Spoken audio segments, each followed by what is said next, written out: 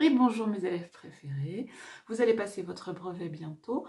Quelques conseils pour traiter au mieux le sujet d'invention, comment vous allez faire pour réussir. Je me sers des révisions qu'on a faites ensemble, en fait je me sers de vos idées. Je fais une spéciale dédicace à Félicie qui m'a demandé de faire une vidéo, je m'exécute, et une spéciale dédicace avec beaucoup d'excuses pour Flore qui attend cette vidéo depuis un moment. J'espère que ça va servir à tout le monde. Alors, vous avez un sujet d'invention à faire. Après avoir analysé le sujet, vous allez peut-être d'abord avoir une idée de plan. Il y a plusieurs plans possibles parce que, en fait, s'il n'y a pas de plan, c'est insupportable à lire. Vraiment. Et qu'est-ce qui va vous aider à faire un plan? C'est de penser qu'il vous faut faire des paragraphes. Vous allez produire un recto verso et toutes les 10 lignes à peu près, 10-15 lignes, vous allez changer de paragraphe. Ce qu'il y a d'insupportable aussi, c'est que vous nous donnez des sujets d'invention écrits en bloc, avec des phrases très longues, et vous n'allez jamais à la ligne en plus. Non, non, non, ça, c'est ce qu'on doit acquérir en principe dès la sixième, c'est-à-dire on fait des petites unités, on saute une ligne ou deux, une autre unité, voilà, et ça correspond à plusieurs étapes de votre pensée. D'accord? Alors, plusieurs cas. Premier cas, vous avez un récit à produire. Vous devez raconter une histoire. Auquel cas, s'il vous plaît, vous pensez tout simplement à ce que vous connaissez depuis la sixième, c'est-à-dire vous exécutez. Ce que vous voyez également beaucoup dans les films, le schéma narratif. Vous vous souvenez? Première étape, situation initiale. Deuxième étape, dites-le avant moi, élément modificateur. Troisième étape, des péripéties où il se passe des choses un petit peu dynamiques. Quatrième étape du schéma narratif, le problème du début est résolu, soit avec une résolution heureuse, soit avec une résolution malheureuse, mais en tout cas le problème disparaît. Et puis à la fin, éventuellement, une situation finale dans quel état on laisse votre personnage. Pour écrire un récit, ça marche très très bien. Vous pouvez éventuellement adopter le plan par argument si c'est le sujet. C'est-à-dire que vous allez avoir une thèse, vous défendez quelque chose ou vous vous battez contre quelque chose et vous avez votre idée principale, vous demandez plus de justice. Pour quelle raison? Premier argument avec un exemple. Pour quelle autre raison? Deuxième argument avec un exemple. Trois arguments exemples si vous voulez. D'accord? Ça fait à nouveau, à chaque fois que vous changez d'exemple, à chaque fois que vous changez d'argument, vous changez bien sûr de paragraphe. Ça peut aussi être un sujet qui va s'articuler selon les sentiments. Le premier sentiment qui me traverse quand je raconte ça, ça pourrait être par exemple la colère. D'accord? Colère.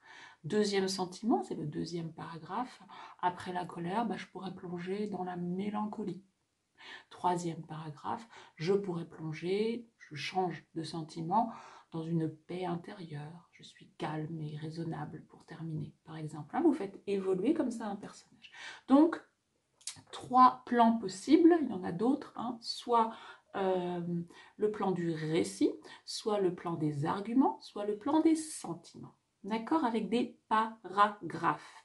Merci pour vos lecteurs. Deuxième conseil que je vous donne pour le sujet d'invention.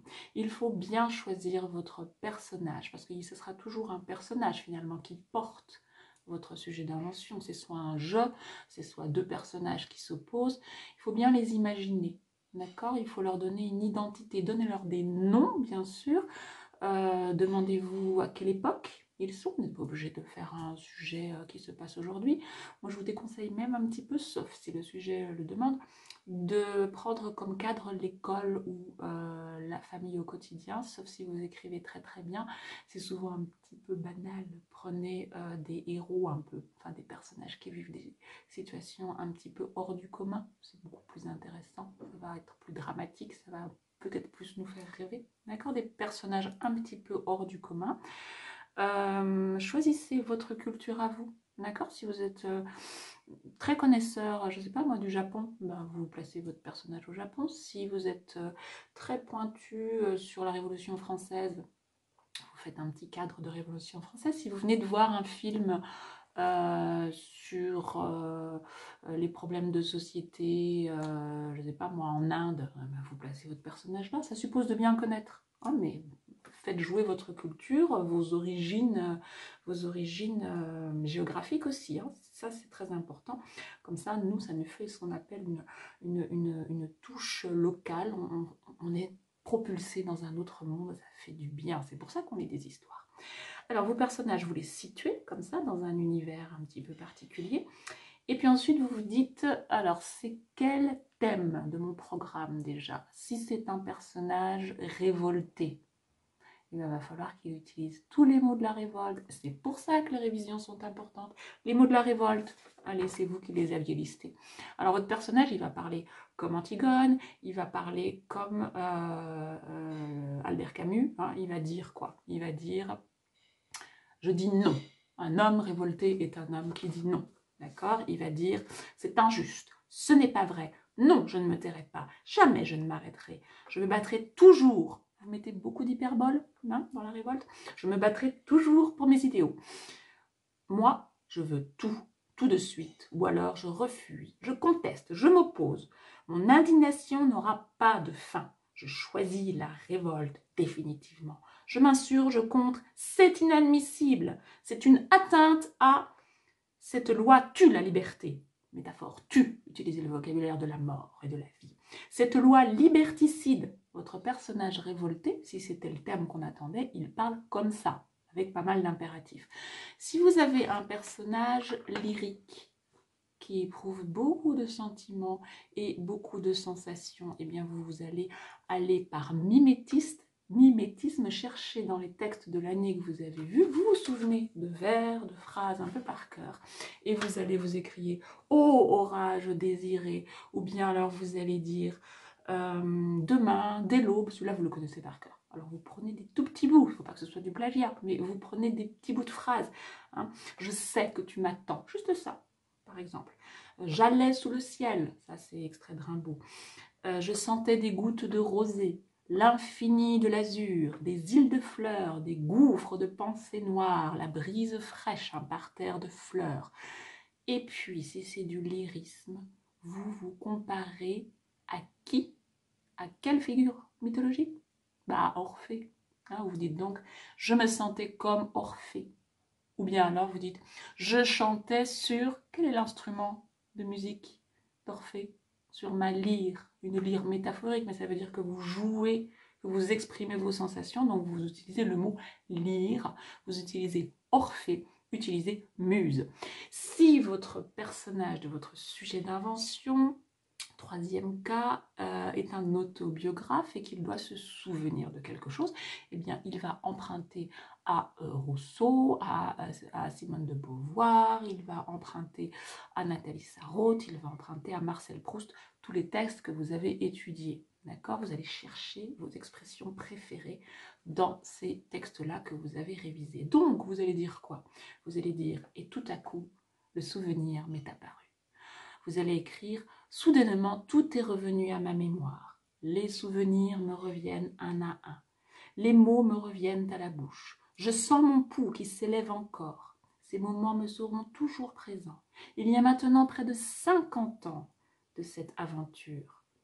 D'où avait pu venir cette puissante joie? Pourquoi vouloir faire revivre cela? Quel mot peut s'en saisir?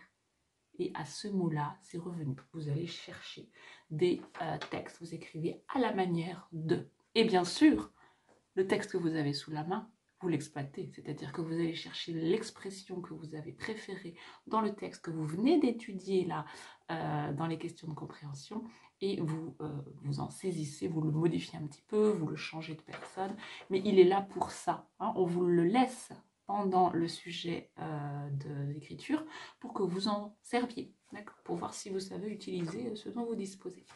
Ça, c'était la deuxième astuce. La troisième, on est toujours un peu dans le style, comment faire pour avoir du style, pour que ce soit stylé.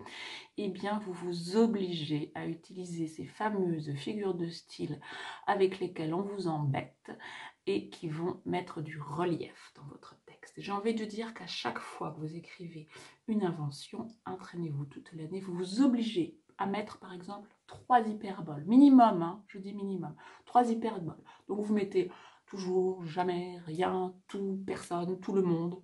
c'est facile. Extrêmement, superbement, magnifique, d'accord?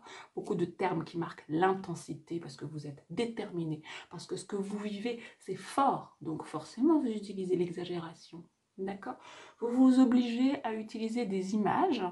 Prenez bien sûr des des comparaisons. Cela ressemblait à, quel que soit votre sujet, et puis des métaphores. Vous transposez des idées en choses de la nature, ça marche très bien, ou en animaux puissants, d'accord? Vous vous obligez à placer dans votre sujet d'imagination une énumération, vous savez, vous mettez des mots avec une virgule, vous mettez plein de verbes, par exemple, pour quelqu'un qui a envie d'agir, vous mettez plein de couleurs pour quelqu'un qui observe un environnement, voilà, des listes en quelque sorte, d'accord? Ça s'appelle une énumération, une accumulation. Je pense qu'il serait bienvenu aussi que vous utilisiez des questions rhétoriques, c'est-à-dire que vous posez une question dont on connaît la réponse, ça donne un peu de vie avec un petit point d'interrogation, et inversement, vous mettez des points d'exclamation, vous vous exclamez sans arrêt des choses. Si vous êtes un personnage lyrique, vous pouvez dire « Oh, hélas, mon Dieu !» D'accord? Donc, un peu de ponctuation émotive, les figures de style. Ensuite, je voudrais vraiment vous engager à commencer et terminer de manière intéressante. Alors déjà, ce que vous allez produire, on va dire que le mieux, ce serait que ce soit 10 minutes de la vie de quelqu'un. Parce que certains produisent parfois le récit de toute une vie. Vous voyez, on prend le personnage quand il a 10 ans et on le retrouve à 80 ans quand il meurt.